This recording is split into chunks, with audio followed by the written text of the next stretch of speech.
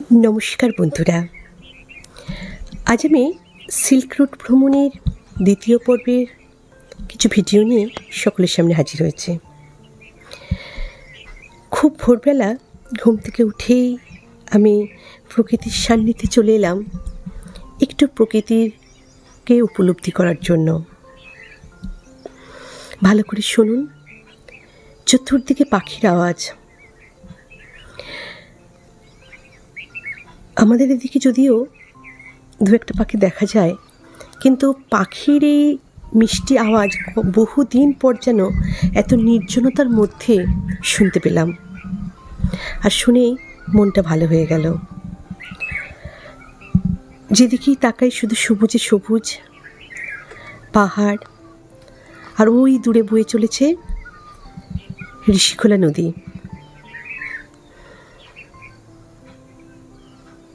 এই একাকী নির্জন জায়গায় দাঁড়িয়ে যেন মনে হচ্ছিল আমি অন্য কোনো রাজ্যে চলে এসেছি।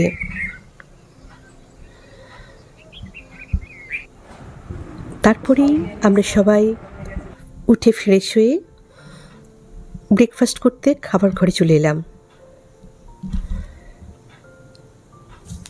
কচুরি আলুর দম দিয়ে আমাদের সকালটা শুরু হলো। আজকে আমরা ঋষিখোলা থেকে বেরিয়ে যাব, তাই ব্রেকফাস্ট এখানে করে নিচ্ছি। এরপর আমরা যাব সিকিম, আর প্রথমেই দেখব যাওয়ার পথে রেনকের সিদ্ধিবিনায়ক মন্দির। কিন্তু খাওয়া দাওয়ার পরও আমরা অনেকক্ষণ বসে রইলাম, কারণ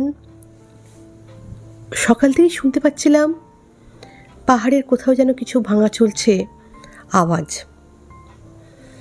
পরে ড্রাইভারকে ফোন করে জানতে পারলাম উনি রাস্তায় আটকে রয়েছেন, কারণ একটি রাস্তা তৈরি হচ্ছে, সেই জন্য কিছুক্ষণ দাঁড়িয়ে থাকতে হবে। তাই আমরাও অপেক্ষা করতে লাগলাম ড্রাইভার ভাইয়ের। লাগেজ নিয়ে আমরা রেডি আমাদের হোটেলকে বিদায় জানানোর জন্য।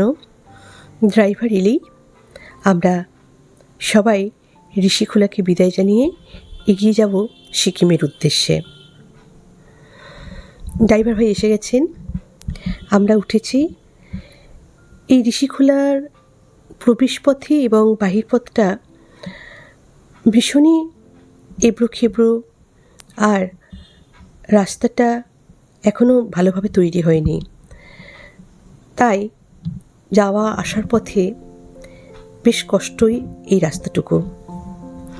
বনের মধ্যে দিয়ে যখন যাই তখন খুব ভালো লাগে, তারপর যাব জলের উপর দিয়ে। কিন্তু রাস্তা তৈরি হচ্ছে, সেজন্য আমরা যাবার পথে যে রাস্তা দিয়ে গেছিলাম সে রাস্তা দিয়ে ফেরার সময় দেখছি রাস্তার চিত্র অনেকটাই পরিবর্তন হয়ে গেছে।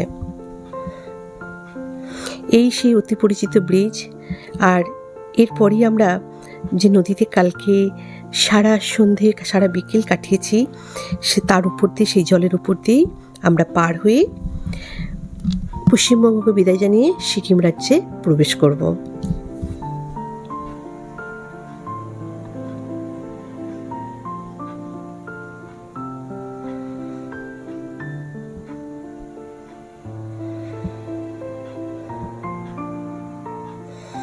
যখন কোনো একটা জায়গায় যাই খুব আনন্দ হয়, আবার সেই জায়গাটা থেকেই যখন বিদায় নিই তখন মনটা বারবার ঘুরে তাকায় সে পথেই, আবার কি আসতে পারবো এখানে? কালকের দিনটা কত সুন্দরভাবে কাটিয়েছি, সেজন্যই বারবার ফিরে ফিরে তাকাই।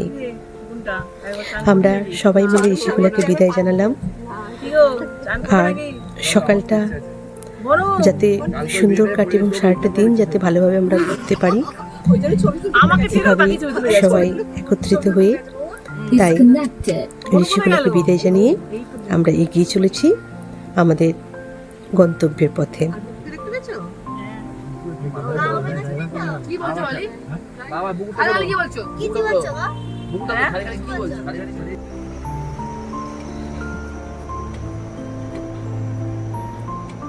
তিত্তির পুরে বয়ে চলা ঋষিখোলা নদী আর চারিদিকে সবুজাব শোভা, আর ইব্রো খিব্রো পাথুরে রাস্তার উপর দিয়ে নৌকার মতো গাড়ির মধ্যে যাওয়ার সঙ্গে সঙ্গে আমাদের মনটাও কেমন দুলে উঠছে। আর ওই যে দূরে দেখুন স্তূপাকার হয়ে রয়েছে। আগের দিন পর্যন্ত কিন্তু এত কিছু দেখিনি। আজকে সকালে যখন ফিরে যাচ্ছি দেখছি জেসিবি দাঁড়িয়ে আছে আর রাস্তার কাজ চলছে।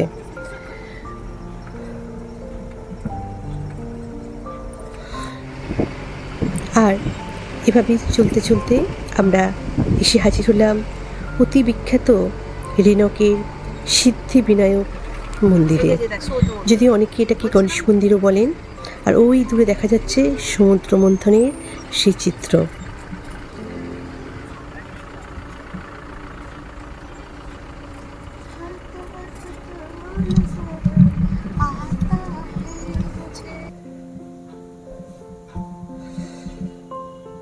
মন্দিরটা অসাধারণ সুন্দর। আর গাড়ি থেকে নামলেই স্বাগত জানাবে আই লাভ রেনক।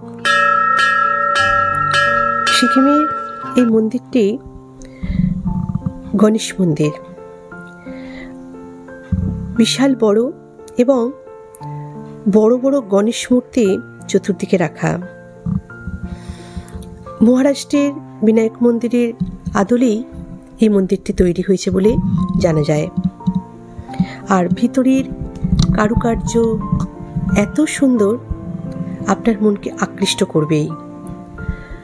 পদ্ম ফুলের উপর বিনায়ককে বসিয়ে রাখা, ছোট ছোট বিনায়কে ভর্তি চতুর্দিক, আর সামনে রয়েছে একটা বড় বিনায়ক বা গণেশ মূর্তি, তার সাথে রয়েছে 4 জোড়া হাত।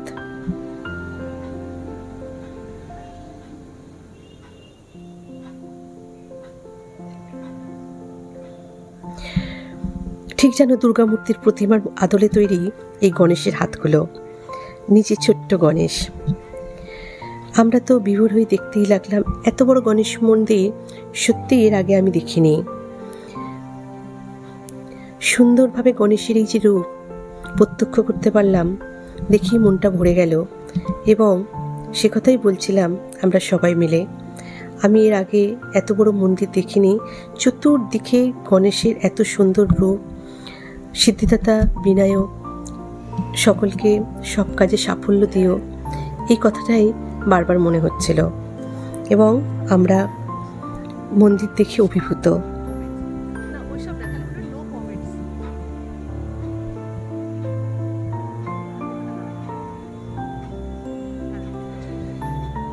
স্যারকে অনেক অনেক ধন্যবাদ এত সুন্দর মন্দির দেখানোর জন্য।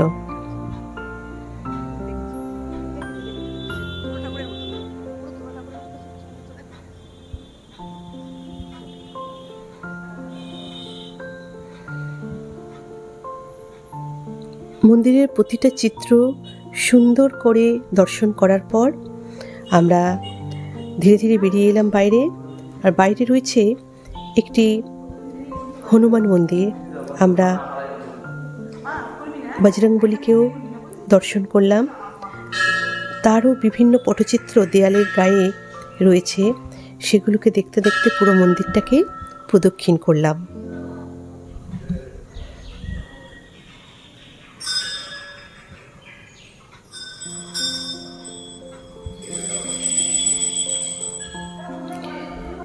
বজরংবলীর বিভিন্ন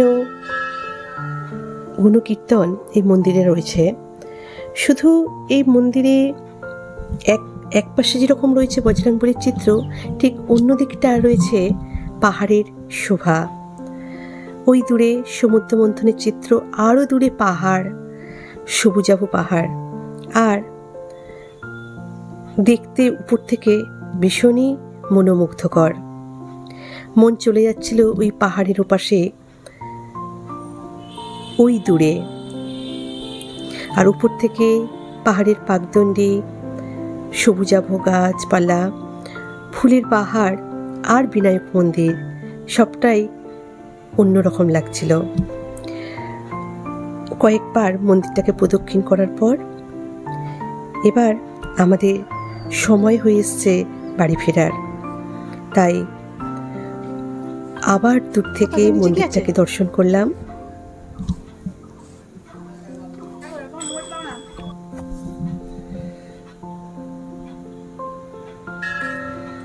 এবার আমাদের বাড়ি ফেরার পালা। রেনককে টাটা বাই বাই করে আমরা গাড়িতে উঠলাম। এরপর আমরা যাব আড়িতার লেক। আজকে আমাদের অনেক জায়গায় ঘোরার কথা, জানি না কতগুলো দেখতে পাবো।